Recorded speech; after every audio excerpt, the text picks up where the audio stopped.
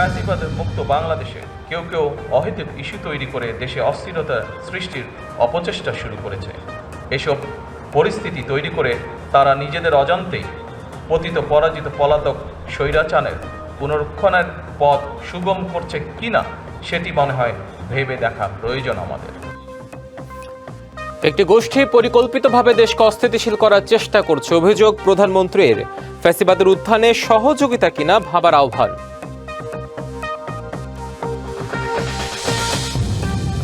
আধিপত্যবাদের কাছে মাথা নত করলে জনগণ সমুচিত জবাব দেবে, মন্তব্য বিরোধী দলীয় নেতার। গণভোটের রায় বাস্তবায়ন না করে সরকার প্রতারণা করেছে। মহেশখালীর ক্ষতিগ্রস্ত ভাসমান এলএনজি টার্মিনালের মেরামত কাজ শেষ। আজ রাত থেকে আংশিকভাবে জাতীয় গ্রিডে গ্যাস সরবরাহ শুরু হবে।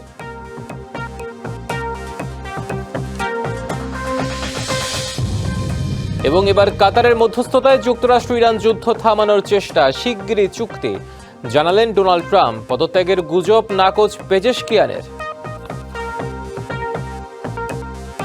জুলাইয়ের কৃতিত্ব কোনো ব্যক্তি বা দলের নয়, এর কৃতিত্ব সর্বস্তরের জনগণের।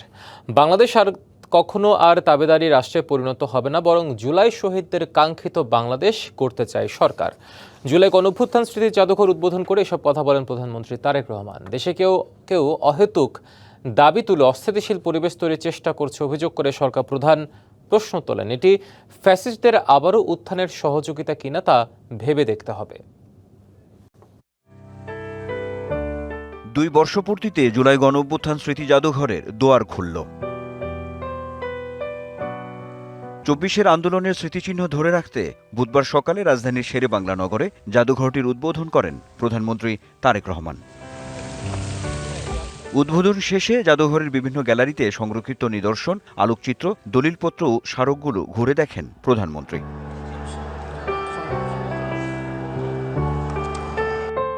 আমার সোনার বাংলা, আমি তোমায় ভালোবাসি।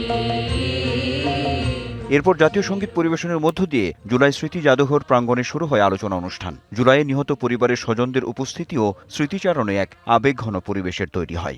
2 বছর আগে এই দিন এই সময় আমার আনাস পৃথিবীতে ছিল। আনাস খুব স্বাধীনতা ও সার্বভৌমত্বে বিশ্বাসী ছিল।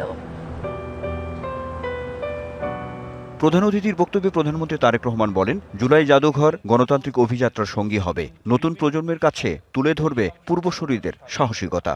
পরাজিত পতিত বিতাড়িত ফ্যাসিস্টদের এমন নৃশংসতা, এমন বর্বরতা সভ্য জগতে বিরল। আজকের ঐতিহাসিক জুলাই গণ অভ্যুত্থান স্মৃতি জাদুঘর ভবিষ্যতের প্রজন্মের সামনে তাদের পূর্বসূরিদের সাহসী ইতিহাস যেমন তুলে ধরবে, অপরদিকে তাদের সামনে উন্মোচিত হবে বিতাড়িত ফ্যাসিস্টদের মুখোশ।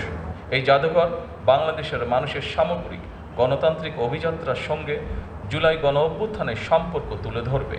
একটি মহল দেশে অস্থিতিশীল পরিবেশ তৈরির চেষ্টা করছে উল্লেখ করে তারা পতিত পরাজিত পলাতক স্বৈরাচারের পুনরুত্থানের পথ সুগম করছে কিনা সেটি ভেবে দেখার আহ্বানও জানান সরকার প্রধান। ইতিহাস সাক্ষী, বিতাড়িত ফ্যাসিবাদী চক্র কখনোই দেশে গণতান্ত্রিক শাসনকে মেনে নিতে পারে নাই। এদেরই পূর্বসূরিগণ 1975 সালে সংবিধান পরিবর্তন করে দেশে গণতন্ত্রের কবর রচনা করেছিল। ফ্যাসিবাদের মুক্ত বাংলাদেশে কেউ অহেতুক ইস্যু তৈরি করে দেশে অস্থিরতা সৃষ্টির অপচেষ্টা শুরু করেছে। এসব পরিস্থিতি তৈরি করে তারা নিজেদের অজান্তেই পতিত পরাজিত পলাতক স্বৈরাচারের পুনরুত্থানের পথ সুগম করছে কিনা সেটি মনে হয় ভেবে দেখা প্রয়োজন আমাদের। বিভিন্ন উদ্যোগের কথা তুলে ধরে জুলাই যোদ্ধাদের পাশে থাকার প্রতিশ্রুতিও দেন প্রধানমন্ত্রী। উপস্থিত শহীদ পরিবারের শোকাহত সদস্যবৃন্দ, ফ্যাসিবাদ বিরোধী আন্দোলনে যারা হতাহত হয়েছেন, পর্যায়ক্রমে আইনের যথাযথ প্রক্রিয়া অনুসরণ করে সেই বিচার হবে স্বচ্ছ, নিরপেক্ষ এবং বিশ্বাসযোগ্য। কোনো অসম্পূর্ণ, অতিরঞ্জিত বা উদ্দেশ্য প্রণোদিত বয়ানের ইতিহাস যাতে জাদুঘরে না আসে সে আহ্বানও জানান তারেক রহমান। এই জাদুঘর কোনো একটি দল, গোষ্ঠী বা ব্যক্তির একক রাজনৈতিক ভাষ্য প্রতিষ্ঠার স্থান হবে না। এই বাংলাদেশ আর কখনোই তাবেদারি রাষ্ট্রে পরিণত হবে না, ইনশাআল্লাহ। Anwar Hossain, DBC news, Dhaka. নতুন বাংলাদেশ গড়তে নতুন যাত্রাপথ তৈরি করবে জুলাই গণঅভ্যুত্থান স্মৃতি জাদুঘর। সকালে জুলাই স্মৃতি জাদুঘর উদ্বোধন অনুষ্ঠানে এ মন্তব্য করেছেন সাবেক অন্তর্বর্তী সরকারের প্রধান উপদেষ্টা ডক্টর মোহাম্মদ ইউনূস। বলেন, জুলাইয়ের ইতিহাসকে ধারণ করবে গণঅভ্যুত্থান স্মৃতি জাদুঘর। এই জাদুঘর তাৎক্ষণিকভাবে অতীতকে ধারণ করেছে, কিন্তু ভবিষ্যৎ রচনা করেছে। আমরা পথ হারিয়ে ফেললে এখানে এসে পথ খুঁজে নেব। আমরা যদি আমাদের চিন্তায় কোনো গাফিলতি আসে, আমরা এখানে তার ঠিকানা বার করব। গণভোটের গণরায় বাস্তবায়ন না করে সরকার জনগণের সঙ্গে প্রতারণা করেছে, তাই জনগণকে প্রস্তুত থাকার আহ্বান জানিয়ে জামায়াতের আমির ডক্টর শফিকুর রহমান বলেন, আরেকটি বিপ্লব অনিবার্য। সরকার গণভোটের গণরায় বাস্তবায়ন না করে প্রতারক হিসেবে জাতির সামনে নিজেদের নাম রেজিস্ট্রেশন করে নিয়েছে। তিনি সরকারকে উদ্দেশ্য করে বলেন, গ্যাসের সংকট দেখিয়ে দাম বাড়ানো জনগণের সাথে ধোঁকা।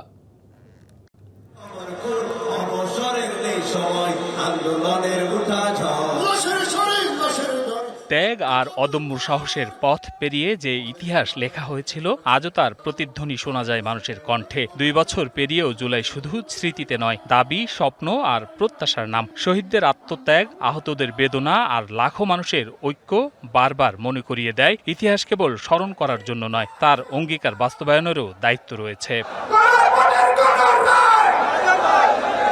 দিনটি উপলক্ষে জামায়াত ইসলামীর নেতৃত্বাধীন 11 দলের গণসমাবেশ অনুষ্ঠিত হয় বাইতুল মোকাররম জাতীয় মসজিদের দক্ষিণ গেটে। জনসমাগম ছাড়িয়ে যায় গুলিস্তান 0 পয়েন্ট সহ আশেপাশের এলাকা।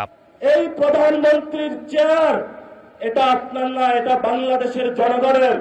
সরকারের সমালোচনা করে তাদের সন্ত্রাসী কর্মকাণ্ড বন্ধের পাশাপাশি কেন্দ্রীয় নেতাদের বক্তব্যে উঠে আসে গণ অভ্যুত্থান পরবর্তী বাংলাদেশের সংস্কারের গুরুত্ব। জুলাই ছিল, জুলাই আছে, জুলাই চলবে। 5 বছর নয়, 5 মাসের মধ্যে আপনাদের পতন জনগণ ঘটাবে। বেঈমান মুনাফিককে দিয়ে দেশের কখনো মঙ্গল হবে না। আবার নতুন করে যেই ফ্যাসিবাদ জেগে বসার চেষ্টা করছে, যদি আমরা শুরুতেই তাকে সঠিকভাবে ফ্যাসিবাদের পথ থেকে সরিয়ে আনতে না পারি, তাহলে 1400 দ্বিগুণে 2800 মানুষের রক্তের মাধ্যমে আমাদের এই ফ্যাসিবাদ মুক্ত করতে হবে। প্রধান অতিথির বক্তব্যে বিরোধী দলীয় নেতা বলেন, গণরায়ের পাহারাদার জনগণ, প্রয়োজনে জীবন দিয়ে হলেও তা বাস্তবায়নের আন্দোলন চলবে। লক্ষণ ভালো না, একটাও দেখতে পাচ্ছি না। সব যেন চূড়াবালিতে হারিয়ে যাচ্ছে। কার সাথে আঘাত করে জাতির এই দাবিগুলোকে উপেক্ষা করা হচ্ছে আমরা জানতে চাই। এ জবাব প্রধানমন্ত্রীকে দিতে হবে। ফ্যাসিবাদীরা যে সমস্ত জুলুম করেছে, অপকর্ম করেছে, এই 5 মাসে আপনারা সবগুলার রেপ্লিকা, ফটোকপি আপনারা আমাদেরকে দেখিয়ে দিয়েছেন। একই সঙ্গে তিনি সরকারকে হুঁশিয়ারি দিয়ে বলেন, কোনো শাসক গোষ্ঠী যদি আধিপত্যবাদের কাছে মাথা নত করে, তাহলে জনগণ তার সমুচিত জবাব দেবে। আপনারা ঐক্যবদ্ধ আছেন, থাকবেন, বুড়ি আঙ্গুল দেখানোর জন্য প্রস্তুত আছেন। Hasan Al Mamun, DBC news, Dhaka. সারা দেশে নানা আয়োজনের মধ্য দিয়ে পালিত হচ্ছে জুলাই গণঅভ্যুত্থানের 2য় বর্ষপূর্তি। জুলাই শহীদদের স্মরণে স্মৃতিস্তম্ভে ফুল দিয়ে শ্রদ্ধা জানিয়েছেন সর্বস্তরের মানুষ। জুলাই সনদ বাস্তবায়ন করে গণতান্ত্রিক ও সমৃদ্ধ রাষ্ট্র গড়ে তোলার কথা জানান সবাই। সকালে চট্টগ্রামে জুলাই স্মৃতিস্তম্ভে শ্রদ্ধা জানায় পার্বত্য চট্টগ্রাম বিষয়ক প্রতিমন্ত্রী, সরকারি, বেসরকারি ও বিভিন্ন সামাজিক সাংস্কৃতিক সংগঠনের সর্বস্তরের জনগণ।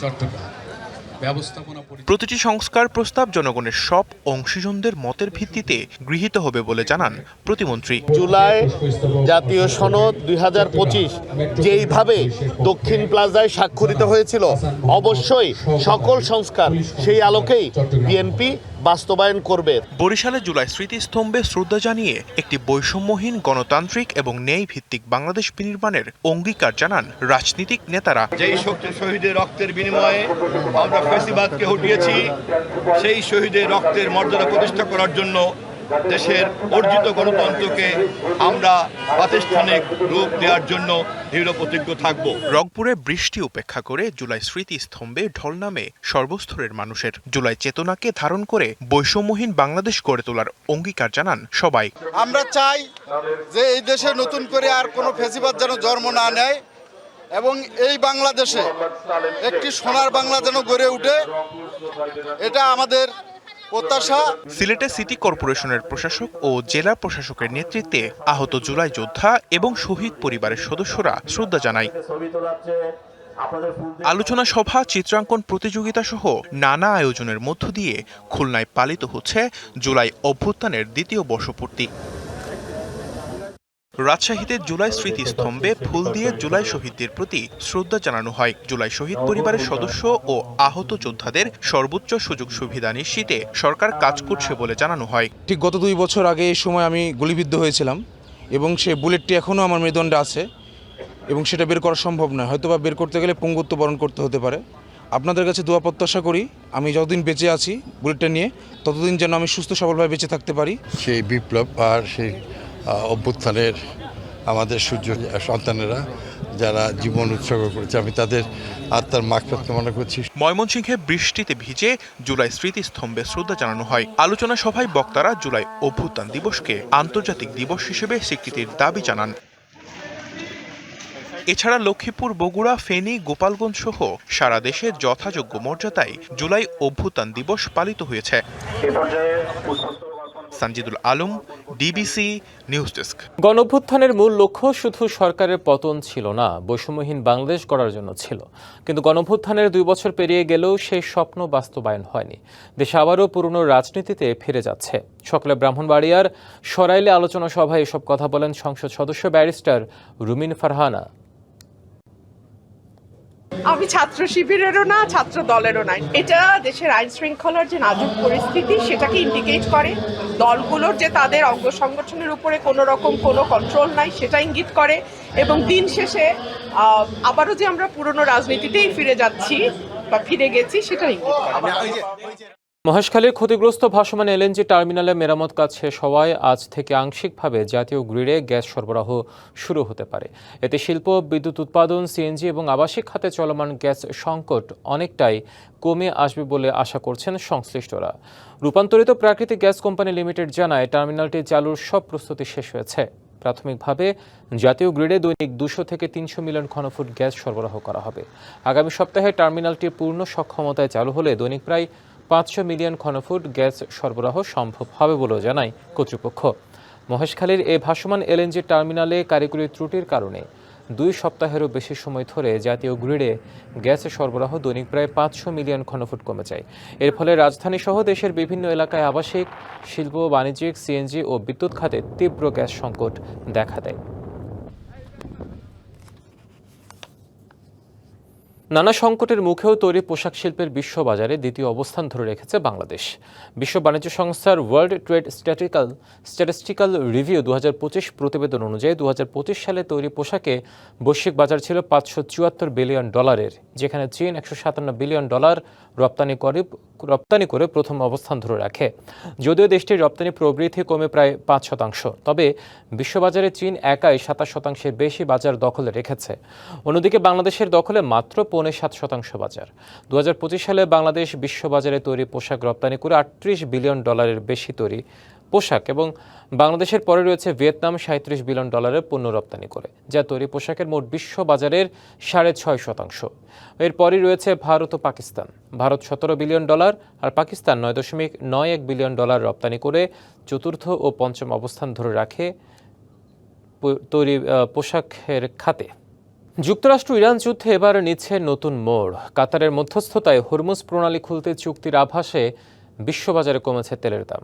48 ঘন্টার মধ্যেই চুক্তির ঘোষণা আসতে পারে বলে জানিয়েছেন মার্কিন প্রেসিডেন্ট ডোনাল্ড ট্রাম্প। তবে মার্কিন সেনাদের হতাহতের তথ্য গোপনের অভিযোগে বিপাকে পেন্টাগন। ইরানেও চলছে রাজনৈতিক নাটকীয়তা, যদিও পদত্যাগের গুজব উড়িয়ে দিয়েছেন প্রেসিডেন্ট মাসুদ পেজেশকিয়ান।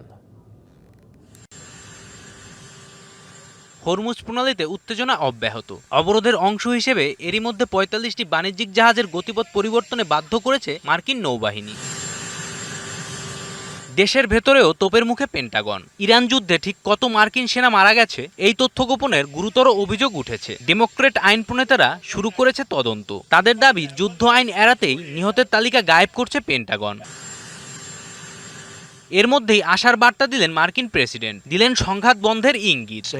আমাদের আলোচনা দারুণভাবে এগোচ্ছে, দ্রুত সব জানতে পারবো। ইরান আলোচনা করতে চেয়েছে, তবে বলে রাখছি তারা যদি আবারও পিছিয়ে যায় চরম আঘাত হানা হবে। মার্কিন প্রেসিডেন্ট এমন দাবি করলেও সরাসরি আলোচনার কথা অস্বীকার করছে তেহরান। যদিও মধ্যস্থতাকারী কাতার শুনিয়েছে আশার বাণী। তাদের দাবি আলোচনায় বড় অগ্রগতি হয়েছে। ট্রাম্প ও কাতারের আমিরের ফোনালাপের পরই আসে সুখবর। বিশ্ববাজারে অপরিশোধিত তেলের দাম কমে যায় প্রায় 5% বেশি। মার্কিন অর্থমন্ত্রী ও পররাষ্ট্রমন্ত্রীও বেশ আশাবাদী। তারা বলছেন বুধবারের মধ্যেই চুক্তি হতে পারে, খুলে যেতে পারে অবরুদ্ধ হরমুজ প্রণালী। বসে নেই তেহরানও, হরমুজ প্রণালীতে নতুন নিরাপদ নৌরুট খুঁজছে তারা। যুদ্ধের ডামাডোলের মাঝে ইরানের নতুন রাজনৈতিক উত্তাপ ছড়িয়েছে প্রেসিডেন্ট মাসুদ পেজেশকিয়ানের পদত্যাগের গুজব। তবে তিনি স্পষ্ট জানিয়েছেন তিনি মোটেও পদত্যাগ করছেন না। পেজেশকিয়ানের দাবি জাতীয় ঐক্য ভাঙতেই বিরোধীরা এই মিথ্যা গুজব ছড়াচ্ছে। একদিকে যুক্তরাষ্ট্রের সামরিক চাপ, অন্যদিকে ইরানের নিজেদের ঐক্য ধরে রাখার লড়াই। শেষ পর্যন্ত কি এই অঞ্চলের শান্তি ফিরবে, সেটাই এখন সবচেয়ে বড় প্রশ্ন। জয় রায়, ডিবিসি নিউজ ডেস্ক। খেলার খবর। অস্ট্রেলিয়া সফরের একমাত্র প্রস্তুতি ম্যাচে কাল মাঠে নামছে বাংলাদেশ। প্রতিপক্ষ ক্রিকেট অস্ট্রেলিয়া একাদশ। ডারউইনে ম্যাচ শুরু হবে বাংলাদেশ সময় ভোর 6:30টায়। অজিদের বিপক্ষে 2 টেস্টের সিরিজে এটাই বাংলাদেশের একমাত্র প্রস্তুতি ম্যাচ। 3 দিনের এই ম্যাচে নিজেদের ঝালিয়ে নেবে নাজমুল শান্তর দল। অস্ট্রেলিয়ান কন্ডিশনে বাউন্সি উইকেটে ব্যাটারদের মানিয়ে নেওয়ার চ্যালেঞ্জ, সেই সাথে আছে টাইগার বোলারদের অচেনা উইকেটে বল নিয়ন্ত্রণে রাখার চ্যালেঞ্জও।